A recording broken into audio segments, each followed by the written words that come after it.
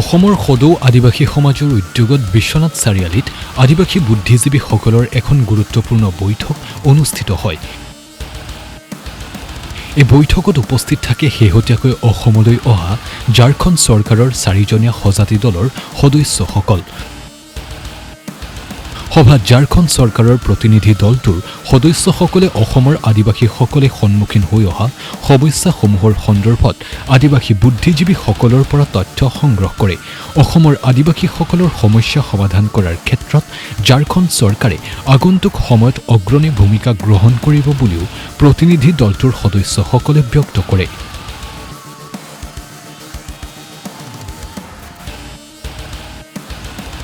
উল্লেখযোগ্য যে এই বৈঠকখনত আদিবাসী জনগোষ্ঠীৰ বিভিন্ন দল সংগঠনৰ নেতৃবৰ্গও উপস্থিত থাকে। লক্ষণীয়ভাৱে বৈঠকখনত ঝাৰখণ্ড চৰকাৰৰ প্ৰতিনিধি দলটোৱে অসমৰ আদিবাসীসকলৰ স্বাৰ্থত 2026 বিধানসভাৰ নিৰ্বাচনত বিশেষ ভূমিকা গ্ৰহণ কৰিব পাৰে বুলিও ইংগিত প্ৰদান কৰে। বিশেষকৈ আমাৰ ঝাৰখণ্ডৰ পৰা যিটো মন্ত্ৰীগোট আহিছে, চাহ বাগানৰ সমস্যা মানে কি পৰ্যায়ত আছে অসমৰ আদিবাসীসকলৰ, সেইটোৰ বিষয়ে মানে জেগাই জেগাই ঘূৰি আছে, মানে বাগানে বাগানে ঘূৰিছে আৰু বিভিন্ন মানে লেবাৰৰ পৰা সিহঁতৰ সমস্যাসমূহ মানে বুজ লৈছে।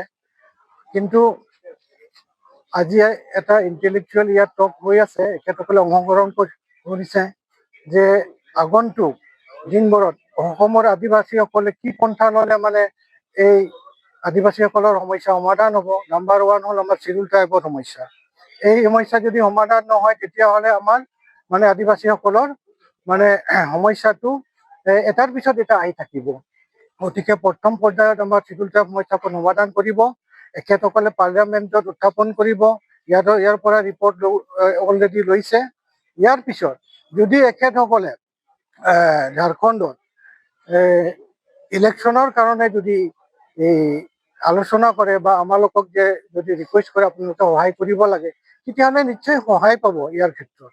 আৰু এইবিলাকে আলোচনা আজি নিশ্চয় হ'ব আৰু আমি আশা কৰোঁ যে এখেতসকলৰ দ্বাৰা আমাৰ নিশ্চয় দিল্লী পাৰ্লামেণ্টত সহায়ক হ'ব।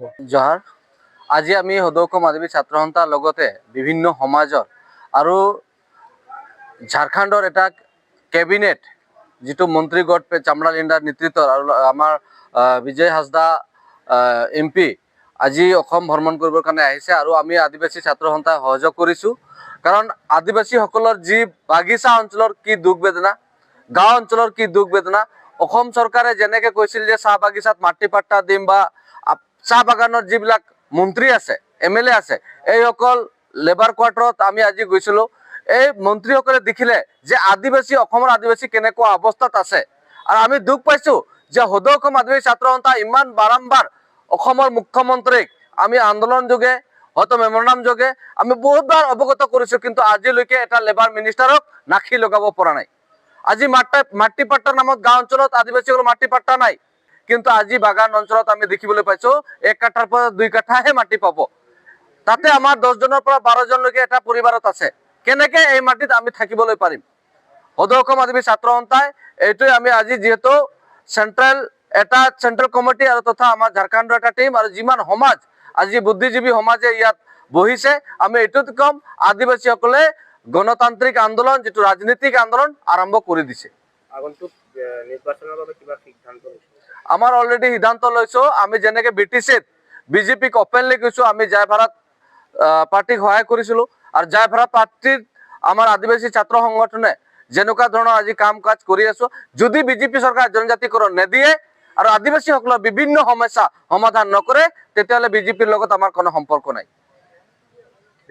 আজি আমি সদৌ অসম আদিবাসী ছাত্ৰ সন্থাই আজি আমাৰ বুদ্ধিজীৱী এটা মিট আছে আৰু লগতে আজি আমি সাধাৰু চাহ বাগিচাত আমি সোমাইছিলোঁ, য'ত নেকি ঝাৰখণ্ডৰ এটা টিমে অসমত ভ্ৰমণ কৰি আছে যোৱাকালিৰ পৰাই।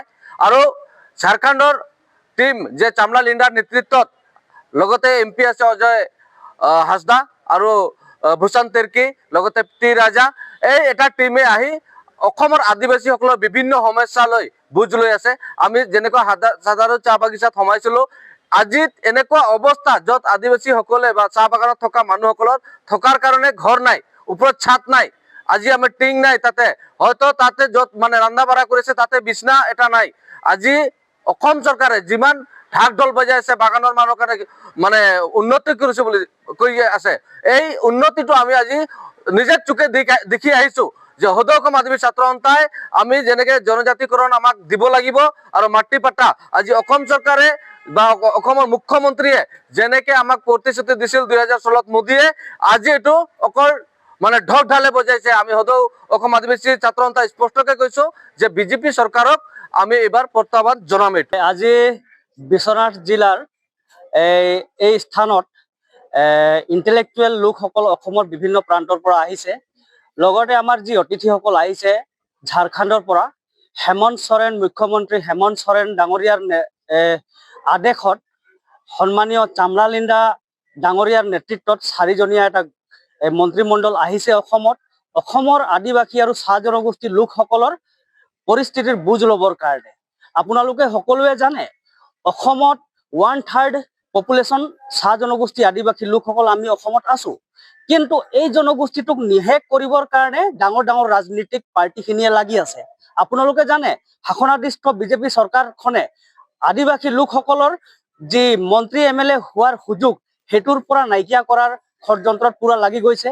আপোনালোকে জানে কংগ্ৰেছ পাৰ্টিও একেবাৰে আদিবাসী চাহ জনগোষ্ঠীৰ লোকসকলক ৰাজনৈতিকভাৱে নিশেষ কৰাৰ কাৰণে লাগি আছে। আপোনালোকে সকলোৱে জানে যি জনগোষ্ঠীক যদি ৰাজনৈতিকভাৱে নিশেষ কৰি দিয়া হয় সেই জনগোষ্ঠী মানে অস্তিত্বই নাইকিয়া হৈ যায়। সেই ধৰণে এটা ডাঙৰ কূট কৌশল ইয়াত চলি আছে।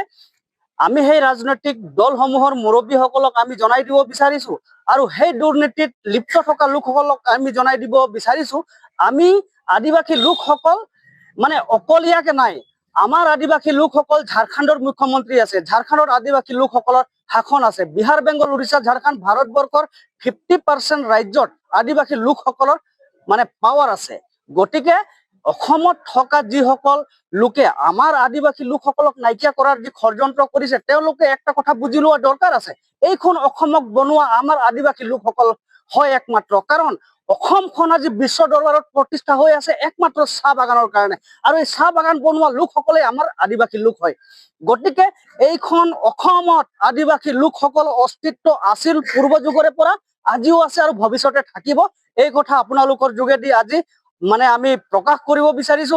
আৰু আগন্তুক 2026 নিৰ্বাচনত সমগ্ৰ অসমৰ আদিবাসী চাহ জনগোষ্ঠীৰ লোকসকলক সমাজক আমি একত্ৰিত হৈ 2026 নিৰ্বাচনত আমি প্ৰতিদ্বন্দ্বিতা আগবঢ়াম আৰু অসমত আমাৰ শাসন আমাৰ আদিবাসী চাহ জনগোষ্ঠীৰ লোকসকল মন্ত্ৰী বিধায়ক হ'বই লাগিব আৰু নিজৰ প্ৰাপ্য অধিকাৰ মানে কাঢ়ি আনিবই লাগিব। এই সিদ্ধান্ত আজি ইণ্টেলেকচুৱেল চাহ জনগোষ্ঠী আদিবাসী সকলো মানে সমাজ আৰু ঝাৰখণ্ডৰ পৰা অতিথি লোকসকলৰ সহায় সহযোগিতা দিহা পৰামৰ্শ লৈ আগন্তুক নিৰ্বাচনত আমি নামিবৰ কাৰণে এটা শক্তিশালী সিদ্ধান্ত আজি গ্ৰহণ কৰিম। ধন্যবাদ। জোহাৰ। জয় আদিবাসী, জয় আই অসম।